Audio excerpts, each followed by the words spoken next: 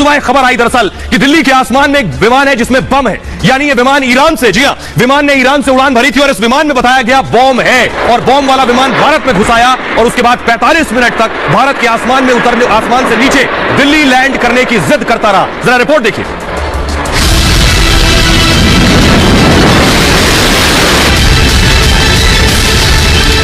वक्त 9:20। पाकिस्तान से हिंदुस्तान में फोन आया, ईरान से भारत में घुसे विमान में बम है।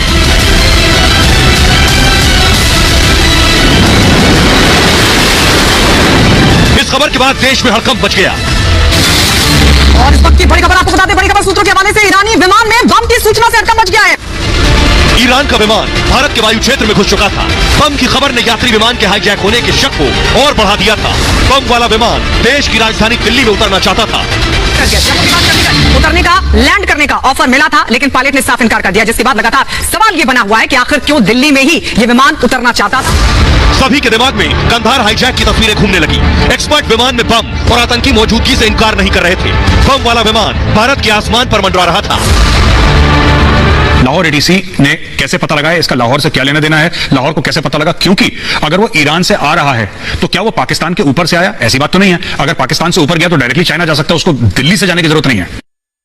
और आइए आपको चारों तरफ एक्सपर्ट बैठकर अपनी राय दे रहे थे। सबसे पहले आपको मैप के जरिए बताते हैं। देखिए कहां से विमान आया, फुल स्क्रीन लीजिए जल्दी से मैप। कहां से विमान आया जो कि भारत में घुसा था? ये आप देख रहे हैं, ईरान से विमान चलकर ये देखिए दिल्ली में घुसा, ईरान से पाकिस्तान होते हुए दिल्ली में गया। ये बात सामने आई 45 मिनट तक। ये देख रहे हैं ईरान से चला और किस तरह से ये दिल्ली में घुसा विमान। आइए अब आपको पूरी कहानी बताते हैं। जैसे ही ये विमान दिल्ली के हवाई क्षेत्र में पहुंचा, उसके बाद एयर ट्रैफिक कंट्रोल एक चीज होती है, एटीसी पर बताया गया और पाकिस्तान से खबर आई। ये देख रहे हैं, यह एटीसी इस तरह से होता है, एयर ट्रैफिक कंट्रोल, जिससे हवा में उड़ने वाले जहाज का पूरा कंट्रोल रखा जाता है। एटीसी को विमान पाकिस्तान के एयर स्पेस से दरअसल भारत में घुसा था। उसके बाद यह एक ईरानी महान एयर की फ्लाइट थी जिसमें बताया गया बम है, इस विमान में बम है और यह भारत में घुस चुका था। सूचना मिली इस ईरानी विमान में बम मौजूद है। दिल्ली एयर ट्रैफिक कंट्रोल को यह इनपुट दिया गया, पाकिस्तान से इनपुट आया कि यह जो विमान भारत में घुसा इसमें बम है। यह बम का इनपुट लाहौर एटीसी से भारत आया था।